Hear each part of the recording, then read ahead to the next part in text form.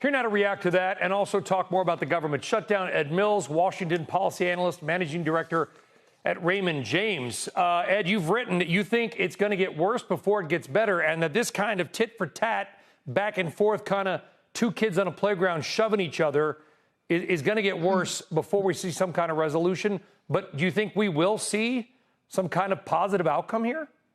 Absolutely. I think what we've seen time and time again with President Trump is that when things escalate, you actually move the goalposts and you could get a bigger deal. What we've been telling clients at Raymond James is that as Trump and Xi meet, we could see kind of a significant purchase of U.S. goods, be it soybeans, airplanes from China, up to $1 trillion of investment in the United States. But what China wants for that is they want a relaxation of different tech restrictions, things that have been going on since Trump 1.0, semiconductors, semi-cap equipment. What has changed, Brian, is the fact that the Trump administration now really wants U.S. technology to be the default technology for AI. And I think they're willing to give it to China if China guarantees us that we can get the critical and rare earth minerals that they are seeking to restrict that are desperately needed for our industrial production. But you think this will end with Trump and Xi meeting and they get the photo op and they shake the hands?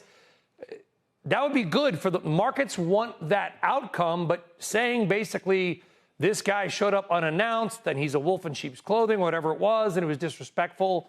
It's escalating right now. Yeah, and I think it's China that is mostly doing the escalation. I would agree. I think what China saw is that President Trump really wants a meeting with General Secretary Xi.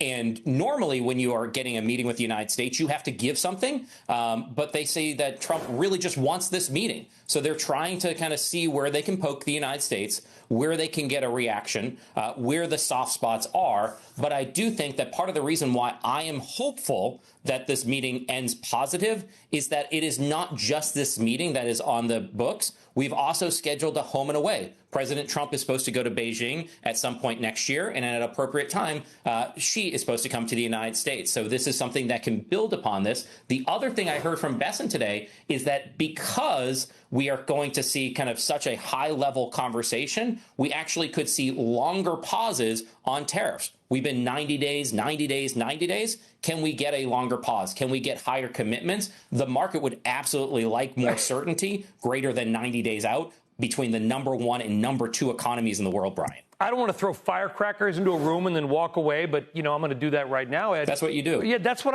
better than anybody, by the way. What happens if the Supreme Court rules tariffs are illegal? Then what?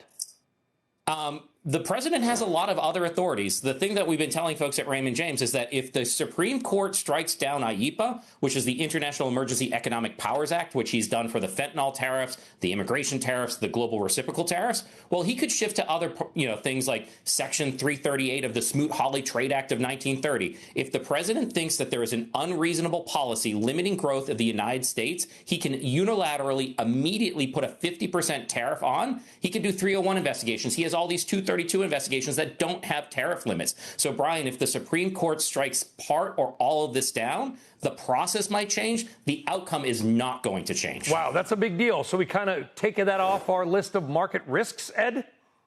Well, I think that the market will absolutely react to that headline. We get a lot of questions about how this works, what the process is, what could be in terms of kind of refunds of tariffs that have already paid. But it's really because they have not paid a close enough attention to some of the details, because what we have seen is that this administration knows that they need a plan B. So they have a plan B.